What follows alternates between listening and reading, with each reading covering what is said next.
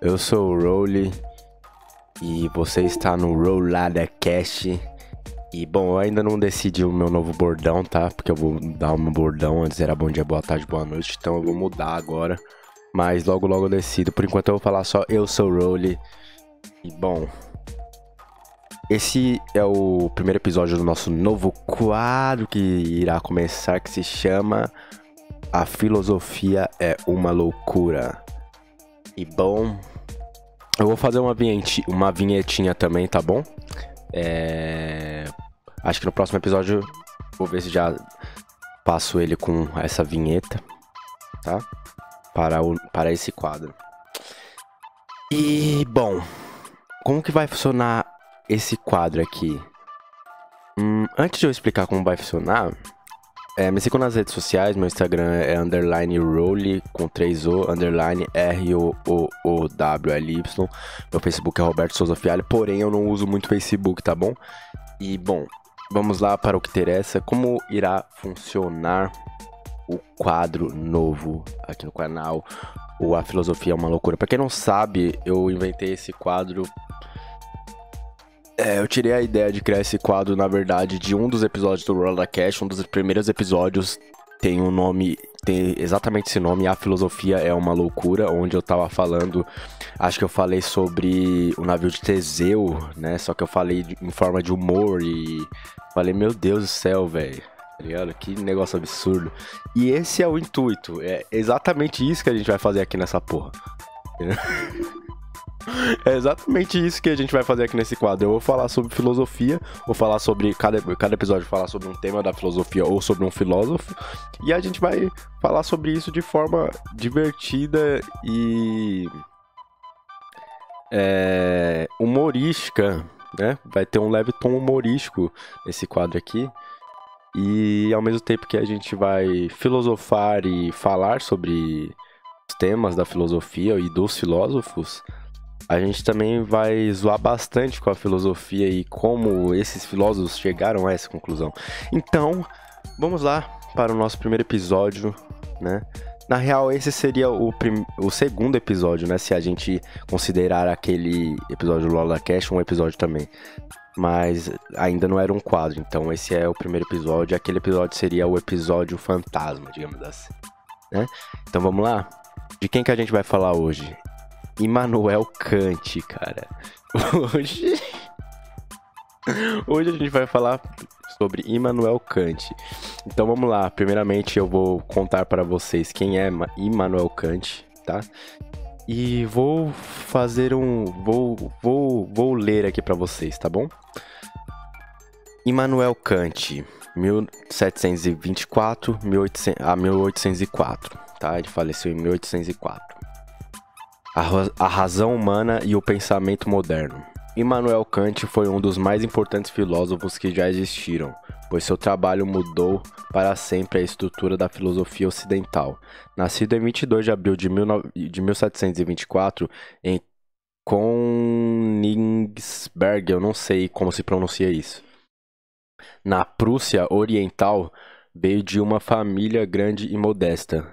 Durante seu crescimento, o popular movimento protestante chamado Pietismo exerceu forte influência na vida familiar e, na sequência, influenciaria seu trabalho. Aos 8 anos, Kant frequentou o Collegium Fridericianum, onde estudou classicismo. Ele permaneceu nessa escola até 1740, quando se inscreveu na Universidade de Königsberg para estudar matemática e filosofia. Quando o pai morreu em 1746, ficou repentinamente sem dinheiro e começou a trabalhar como tutor para pagar a própria educação. Ele passou 7 anos nesse trabalho e foi durante esse período que publicou muitas de suas ideias filosóficas. E ele trabalhou como conferencista na Universidade de Königsberg. Tá difícil de pronunciar Königsberg, tá? Desculpa. por 15 anos até que, finalmente, em 1770, tornou-se professor de lógica e metafísica. Aos 57 anos, Kant publicou A Crítica da Razão Pura, que é um dos mais importantes textos filosóficos já escritos. Neste livro, detalhou como a mente humana organiza as experiências de duas formas, como o mundo aparece aos nossos olhos e como a pessoa pensa sobre o mundo. Kant continuou a trabalhar na Universidade de Königsberg e escreveu grandes textos filosóficos pelos próximos 27 anos. No entanto, como se espalhou a informação de seus métodos pouco ortodoxos no ensino dos textos religiosos, o governo prussiano começou a pressioná-lo em 1792. O rei da Prússia o proibiu de escrever ou ensinar temas religiosos. Kant obedeceu à proibição até a morte do soberano 5 anos mais tarde. Ele ensinou na mesma universidade até sua aposentadoria em 1796. Embora sua vida tenha sido relativamente comum, a contribuição de Kant para a filosofia foi extraordinária. E agora a gente vai falar um pouquinho sobre os trabalhos e as críticas, né? As críticas a Immanuel Kant. O trabalho de Immanuel Kant é imenso e incrivelmente complexo. No entanto, o tema recorrente em todo o seu trabalho é o uso de um método crítico para compreender e entrar em acordo com os problemas filosóficos. Ele acreditava que, em filosofia, não se podia especular a respeito do mundo ao nosso redor. Em vez disso, devemos todos criticar nossas próprias habilidades mentais. Devemos investigar tudo aquilo que nos é familiar, compreender os limites de nossos conhecimentos e determinar como nossos processos mentais afetam o juízo que fazemos sobre tudo. Em vez de especular sobre o universo ao nosso redor, considerava que, ao olhar para dentro de nós mesmos, descobriremos as respostas para muitas das questões filosóficas. Assim, Kant desloca-se da metafísica em direção à epistemologia, o estudo do conhecimento.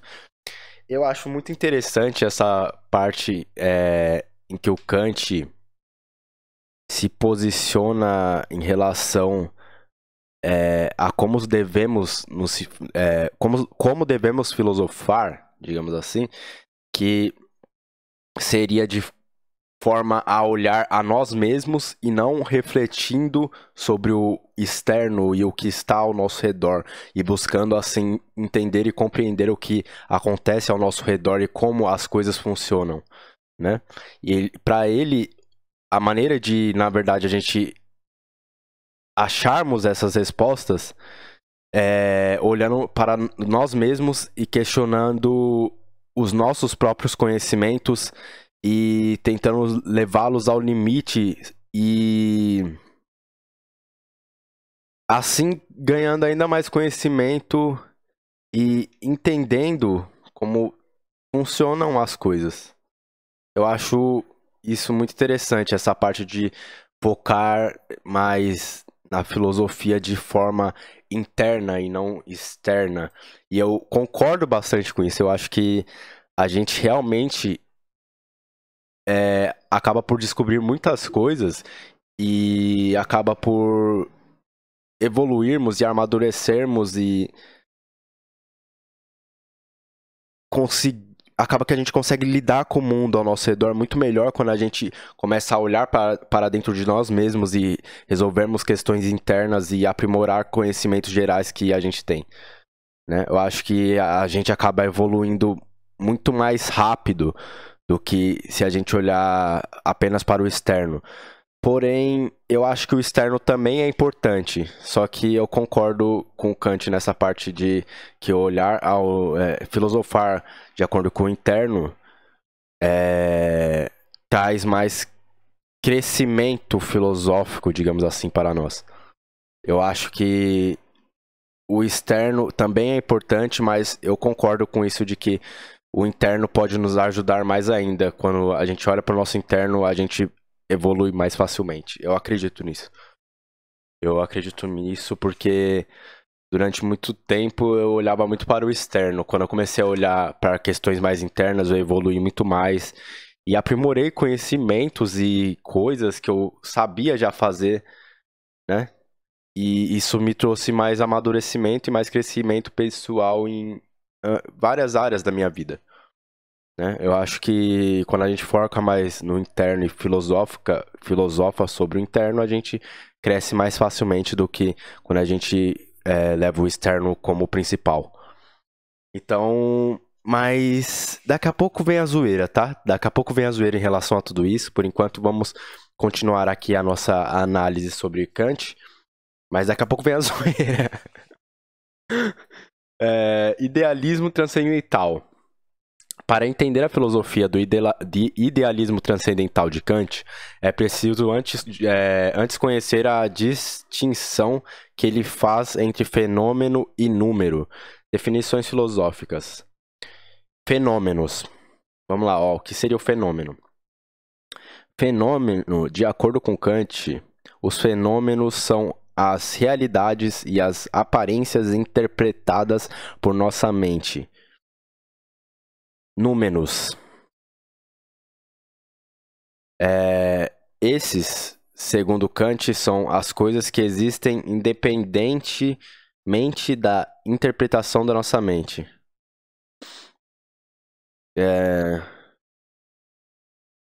Então, basicamente, os fenômenos seria algo que a gente interpreta, que a nossa mente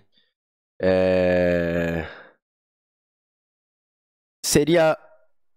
Ó, ele diz aqui: os fenômenos são as realidades e as aparências interpretadas por nossa mente. Se são as realidades, seria o real e o que a gente interpreta com o real, né? Números, segundo Kant, são as coisas que existem independentemente da interpretação de nossa mente. Então, número seria algo que é e não importa o que a gente interpretou sobre aquilo. Aquilo é o que é, basicamente. Entendeu? Não é como se a nossa interpretação sobre aquilo mudasse o que de fato ela é. É como eu pegar. O que eu entendo é isso. É como eu pegar uma bola de basquete. É porque eu não tô sem uma bola de basquete aqui, mas finge que tem uma bola de basquete na minha mão. Não, ó. É como eu pegar esse espanador aqui, ó. Eu tenho um espanador. Certo? Tem um espanador aqui. E eu interpreto isso daqui como uma vassoura. Porque serve pra limpar, pra passar nas coisas e tirar pó. Assim como uma vassoura também. Caralho, deu até uma falta de ar agora por causa que eu balancei esse negócio. Também serve pra limpar. Mas a realidade é que não importa a minha definição sobre isso. Isso daqui não é uma vassoura. Não importa, isso daqui não é algo que leve em consideração a minha interpretação sobre o mesmo. Isso daqui é um espanador, não é uma vassoura. Entendeu? Vamos lá. Kant afirma que nós só temos a habilidade de conhecer o mundo que nos é apresentado por nossa mente e que o mundo exterior nunca poderá ser realmente conhecido. Em outras palavras, o único conhecimento que temos e sempre teremos é o conhecimento dos fenômenos. Isso significa que o conhecimento número é e sempre será desconhecido.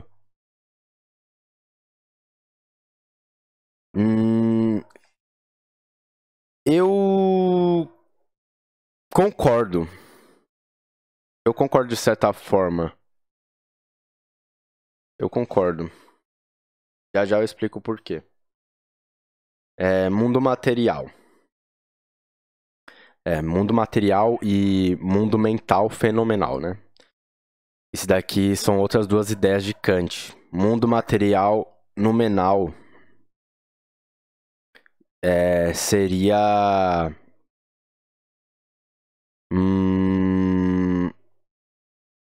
o real, incognoscível, impossível de ser conhecido, né?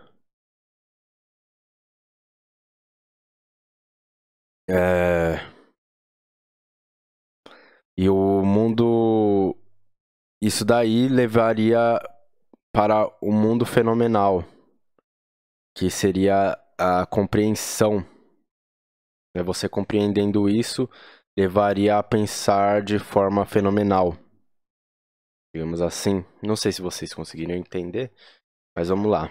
E calma aí mais um pouco que já já vem a zoeirinha. E a gente vai debater sobre tudo isso.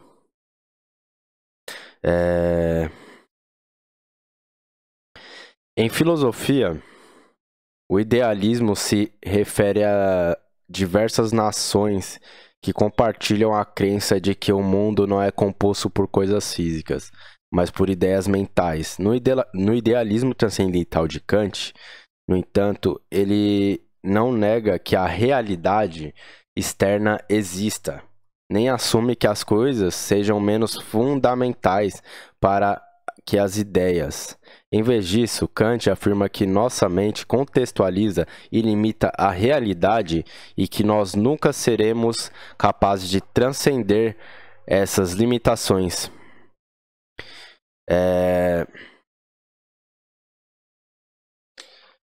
De acordo com Kant, então, ele acha que a nossa realidade estará sempre limitada à nossa mente ou ao nosso interno. Por que que estará sempre ligada a isso, né?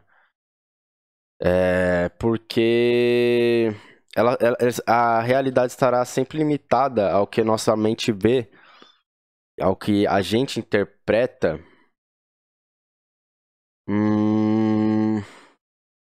Pois aquilo tudo, nossa realidade pode variar de acordo com as nossas visões pessoais internas. Não só isso, mas um pouco mais do que isso, né? De forma interpretativa também falando, né? Então, ó, como diz aqui, ó, deixa eu repetir para você. O idealismo se refere a diversas noções que compartilham a crença de que o mundo não é composto por coisas físicas, mas por ideias mentais. No idealismo transcendental de Kant, no entanto, ele não nega a realidade externa, que a realidade externa exista. Então, para Kant, a realidade externa existe sim.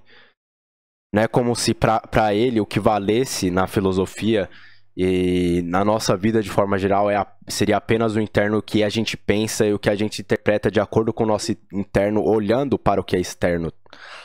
Para ele, o externo existe, o externo também é importante. O externo também é válido. Porém, ele continuando aqui, ó, nem assume que as coisas sejam menos fundamentais que as ideias. Em vez disso, Kant afirma que nossa mente conceitualiza e limita a realidade e que nós nunca seremos capazes de transcender essas limitações. Então, ele também não assume que as coisas sejam menos fundamentais, né, para isso. E ele contextualiza a realidade de forma que ela é limitada, como eu já disse,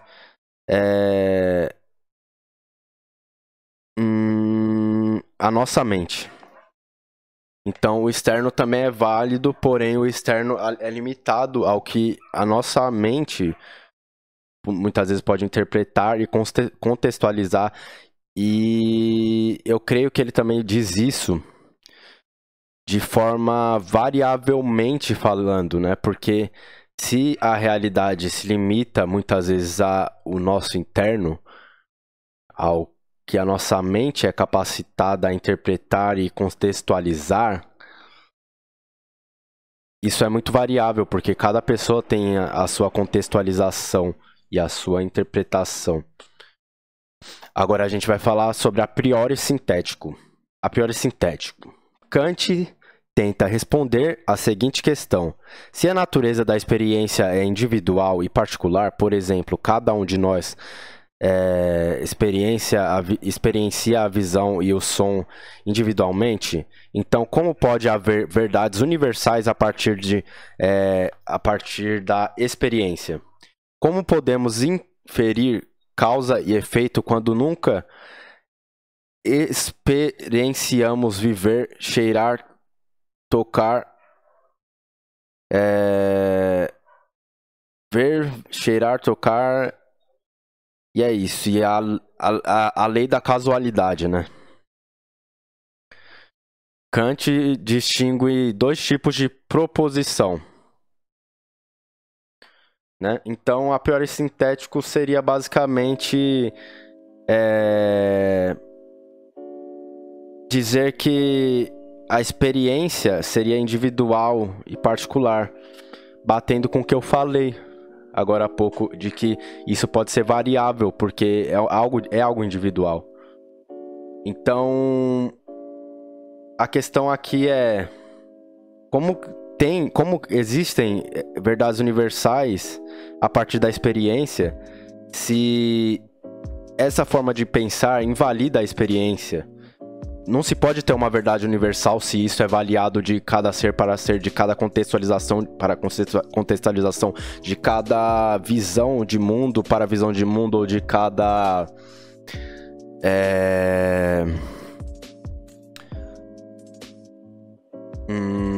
interpretação para interpretação. Entendeu? Proposição analítica. A proposição analítica é quando o conceito está contido no próprio sujeito. Por exemplo, todos os quadrados têm 4 cantos. Nessa sentença, os 4 cantos são parte da definição de quadrado. Proposição sintética é quando o conceito não está contido no próprio sujeito. Por exemplo, todas as mulheres são felizes. Nessa sentença, a felicidade não é parte da definição da mulher. Kant, então, distingue mais 2 tipos de proposição. Proposição a priori é quando a justificação de uma proposição não se baseia em uma experiência. Por exemplo, 8 mais 6 igual 14, ou todos os ratos são roedores.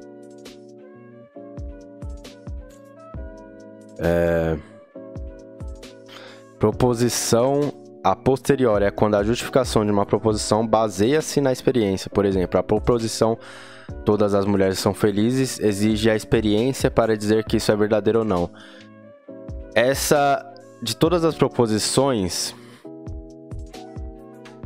creio que essa é a mais vista como fundamental no mundo em que vivemos atualmente, né? Eu acho que se todas as pessoas entendessem sobre as proposições de Kant, a maioria das pessoas atuais que a gente tem aqui em 2023 e no mundo moderno concordariam mais com a última proposição, que é a proposição posteriori, né? Que é quando a justificação de uma proposição baseia-se na experiência, porque muita gente só considera algo verídico ou factual se ela for comprovada utilizando-se da experiência, né? E aqui começa a zoeira. Tudo isso é muito incrível. Tudo isso nos faz filosofar, e a filosofia é muito interessante. E o Kant, as ideias de Kant são muito incríveis. E eu concordo bastante com essa coisa de que o interno é muito importante e que o... Esqueci o nome. O mundo...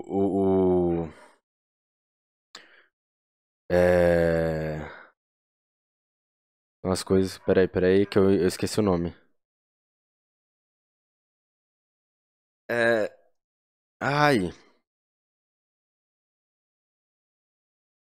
O mundo, eu concordo muito com essa ideia do mundo mental fenomenal e o mundo material nominal, né? E eu concordo muito de que o fenomenal é muito importante e que o mundo material nos leva ao mundo fenomenal e que o fenomenal e o interior, a maneira, a visão, a interpretação, a contextualização individual de cada um é realmente muito importante e como isso muitas vezes pode ser usado sim para questionar verdades universais, né? Eu acho isso muito legal, mas a questão é como Kant, como você, Kant, chegou a essas conclusões? Sabe? Porque é realmente incrível, assim. E é muito foda, mas esse é o ponto aqui. Como você tava lá e começou a pensar, porra, acho que não interessa o material, o visível, isso é realmente importante, não interessa o exterior, mas o que leva realmente a gente a crescer filosoficamente, a ter nossas questões respondidas é o nosso interno. Como, Kant, você chegou a essa conclusão? Sabe? Como. Qual foi o ponto de partida ali? Será que tem alguma coisa a ver com a história do Kant? Não sei. Mas a questão é que parece muito que você usou uma droga. Não é possível, Kant. Isso é muito coisa de quem acabou de fumar um Chosens, né? Um Chosens aí é que eu chamo a nossa querida verdinha, que para algumas pessoas deveria ser legalizada e para outras não, de Chosens, tá? Não me perguntem por que eu chamo isso de Chosens. Acho que foi um amigo meu. Eu tenho um amigo que ele fuma um Chosens, né? E um dia, eu acho que foi ele que falou isso. Ah, vou fumar um Chosens. Aí até hoje eu chamo de Chosens, tá? Então não me pergunte por quê, não faz sentido nenhum Chosens, mas é o Chosens. E Kant, parecia muito que você estava fumando um Chosens, e me perdoe, não se revire no túmulo quando eu falo isso, não é que eu não leve a sério suas ideias. Na verdade, eu levei a sério pra caralho. Eu acho muito incrível, muito interessante. E eu concordo com quase tudo. Porém, aqui é o ponto em que eu começo a me questionar como que você chegou a tantas conclusões incrivelmente geniais. E chega a ser até a ser abismal você pensar que o cara estava sóbrio pra pensar nisso. Não que não seja possível, isso é possível pra caralho.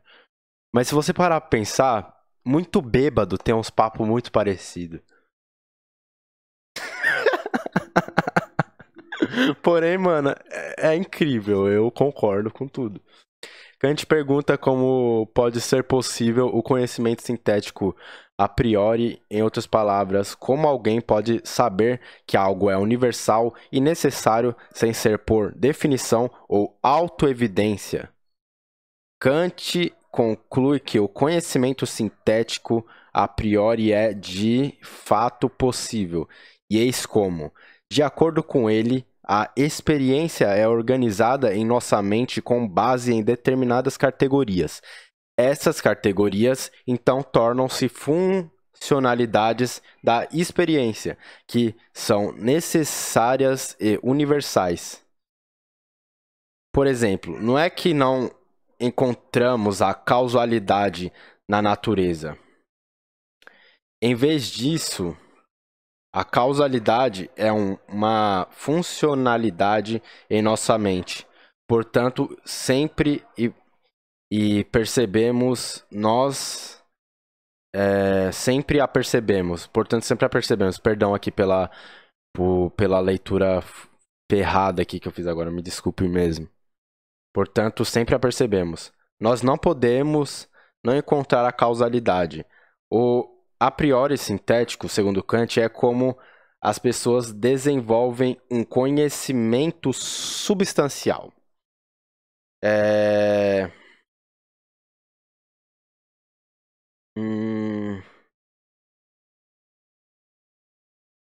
Então, basicamente, a causalidade seria a funcionalidade da nossa mente.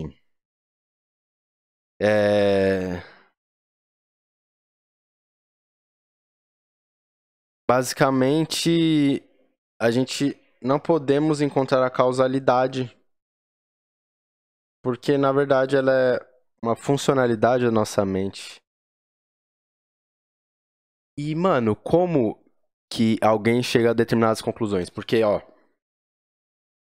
análise. Kant, até a parte que ele chega no mundo material e mundo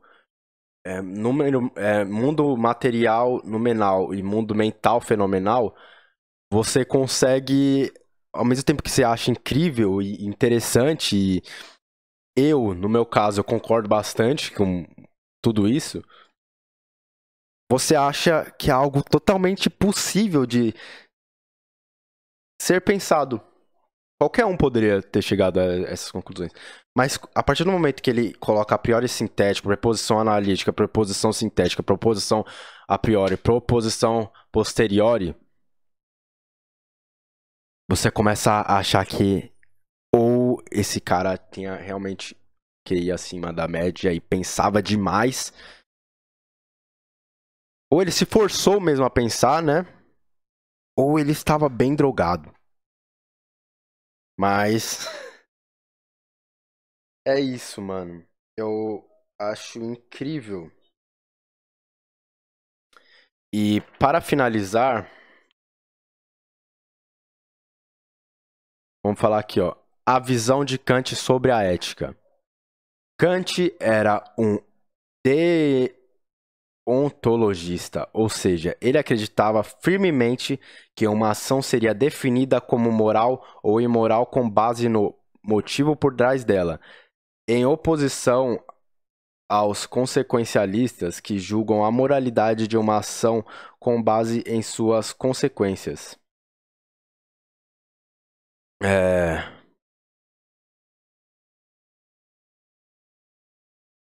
Então, para Kant,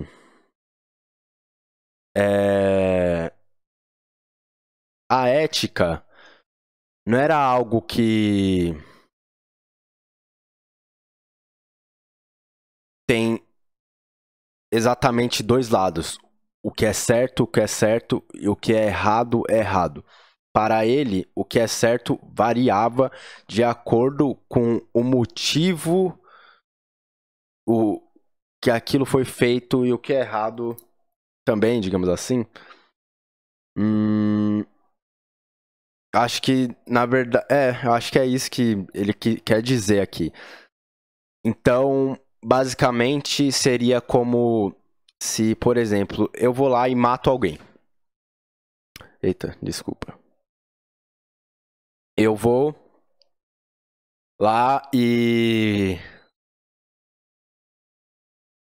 bato em alguém. Eu acabei de agredir fisicamente uma pessoa. Para muitas pessoas, aquilo seria errado. Não interessa o motivo. Atualmente, muitas pessoas veriam aquela cena e achariam errado. Para Kant, não. Para Kant, provavelmente ele viria para mim, Roberto, perguntaria: Rowley ou Roberto, por que você fez isso. De acordo com o meu motivo, ele iria me julgar se foi certo ou errado. Então, se eu agredir aquele cara,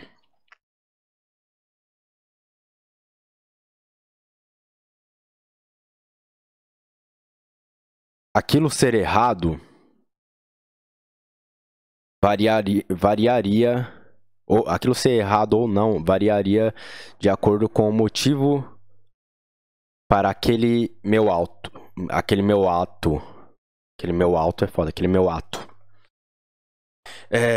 Então, continuando aqui. Oposição aos consequencialistas que julgam a moralidade de uma ação com base em suas consequências, né? Para Kant, uma vez que temos a habilidade de deliberar e dar razões para uma ação, o julgamento moral deve avaliar as razões pelas quais uma ação foi tomada, embora seja importante que nossas ações tenham boas consequências e nós e nós devamos sempre buscar esse resultado positivo, as consequências não são afetadas pelo motivo. E assim, o motivo não é completamente responsável pela consequência de uma ação particular que foi endossada por nossa razão. A razão só pode ser responsabilizada por endossar uma ação particular. Assim, nós podemos julgar motivos e ações como morais ou imorais, tendo uma vista que a moralidade é determinada pela razão. Isso significa que a bondade e a maldade também derivam da razão. Kant afirma que agir erroneamente é violar as regras criadas por nossa própria razão pessoal ou criar regras que não podem ser vistas consistentemente como leis universais. Em outras palavras, a maldade é o resultado das leis da razão sendo violadas. Ao agir imoralmente, Kant considera que nos tornamos seres humanos menos racionais, enfraquecendo assim nossa humanidade. Só conseguimos nos impedir de agir em desacordo com o nosso melhor julgamento se nos comportarmos racionalmente. Então, esse finalzinho aqui eu acho muito interessante. Só conseguimos nos impedir de agir em desacordo com o nosso melhor julgamento se nos comportamos racionalmente.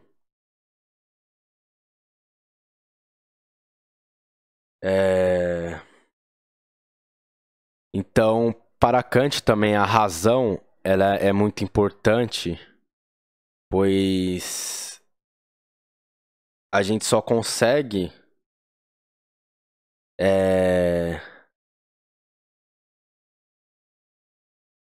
agir de uma forma que foge do nosso melhor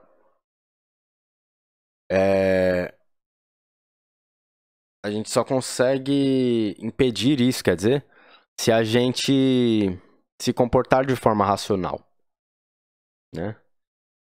E eu acho isso muito importante.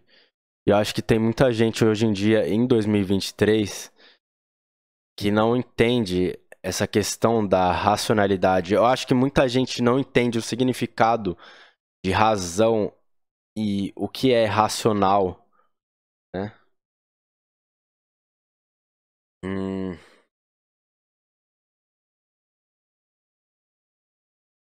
E é isso. Esse foi o primeiro episódio do A Filosofia é uma Loucura. Falei bem resumidamente, né? Mais pra frente posso falar sobre esses pontos mais específicos, comentar um pouco mais sobre a priori sintético, ou falar um pouco mais sobre o mundo nominal e o mundo fenomenal, que é uma questão que eu acho incrível e eu acho muito importante. Eu acho que todo mundo deveria entender um pouquinho sobre isso. Eu acho, para mim, a filosofia não é só uma loucura e algo que pode ser engraçado Porque realmente parece. Tem muita gente que brinca e fala, parece que os caras estavam usando droga, os caras estavam bêbados. Parece, às vezes, realmente. Mas a filosofia nos leva a crescer muito como ser humano e agir da melhor forma possível, muitas vezes, em nossa vida. Quando a gente nos tornamos seres mais filosóficos, seres que nos questionamos mais e que também questiona muito essa ideia, como o Kant disse, de externo e interno, e o que é mais importante e qual é a melhor forma de evoluir, a gente acaba por evoluir. Eu acho que a filosofia é muito importante para a nossa evolução pessoal, e ela é muito importante para auxiliar a gente em todas as áreas da nossa vida, seja na profissional, na pessoal, social, digamos assim, seja na espiritualidade, caso você acredite nisso, seja no amor. Eu acredito que a filosofia é muito importante para o nosso crescimento de forma geral. Ela é tipo uma coisa que auxilia todas as outras áreas da nossa vida, e acho que é muito importante a gente regar esse nosso lado mais filosófico e filosofar mesmo, e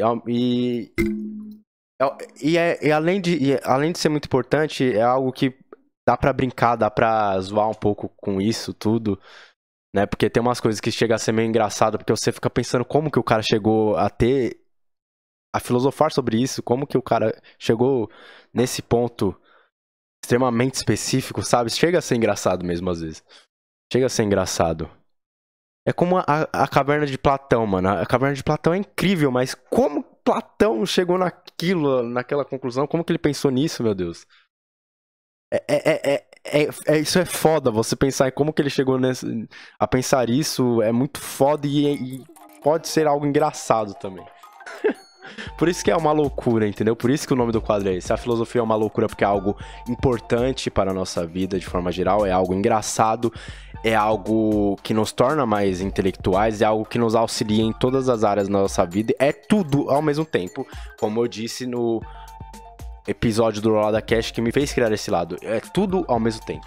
É tudo ao mesmo tempo. E é incrível, e esse é o intuito do quadro, tá bom? É falar um pouco sobre filosofia e filosofar um pouco e comentar e falar de forma resumidamente. Tudo bem que ficou um pouco grande esse episódio aqui, mas ainda assim foi algo bem que eu falei de forma bem pontual e falei resumidamente aqui. Porque eu poderia ter passado muito mais tempo falando sobre diversas questões aqui, e mais pra frente eu posso fazer episódios específicos sobre cada questionamento de cada filósofo. O intuito A Filosofia é uma Loucura não é só falar sobre um filósofo em cada episódio, é sobre filosofia no geral. Então pode ter episódio que eu vou estar falando sobre um filósofo de forma geral, episódio que eu vou estar falando sobre um tema específico da filosofia, um tema específico que um filósofo inventou, entendeu? E a gente vai estar questionando e brincando e tudo ao mesmo tempo. Questionando, zoando, fazendo zoeira mesmo com a filosofia e vendo o quanto ela é incrível, né? Esse é o intuito.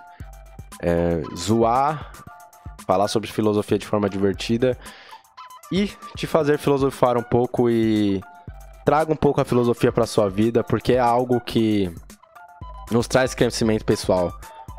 Filosofe mais, vai atrás dos filósofos, leia um pouco. E filosofia não é algo muito difícil de ser estudado. Tem coisa que é muito mais difícil de estudar do que filosofia, tá? Você pode estudar filosofia e aprender muito facilmente. É muito fácil de aprender filosofia.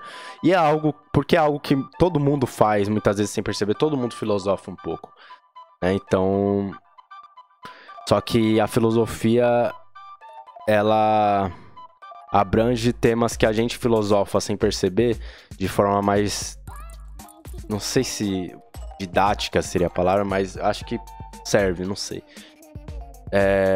E é isso. E de forma mais complexa, né? Mas tamo junto, esse foi A Filosofia é uma Loucura. Em breve terá uma vinhetinha, tá bom? Tô pensando em algo como A Filosofia é uma Loucura. Cura. Vai ficar foda. Tô pensando em fazer uma vinhetinha desse tipo. E, bom, é isso. Vou soltar meu cabelo aqui. Faz tempo que eu acho que nos últimos episódios eu nem apareci de cabelo solto. Esse sou eu de cabelo solto. Sou fofinho, né? Eu sei que sou fofinho. E é isso, um abracinho do Mano Rollzinho. Também inventarei um novo bordão aí em breve. E essa semana também vai estar saindo um episódio do Roda Cash, então é isso. Espero que vocês tenham gostado. A Filosofia é uma Loucura estará saindo uma vez por semana, o Roda Cash uma vez por semana, e todo mês terá um resenha de obras aí também, tá bom? É nóis, tamo junto, valeu, falou.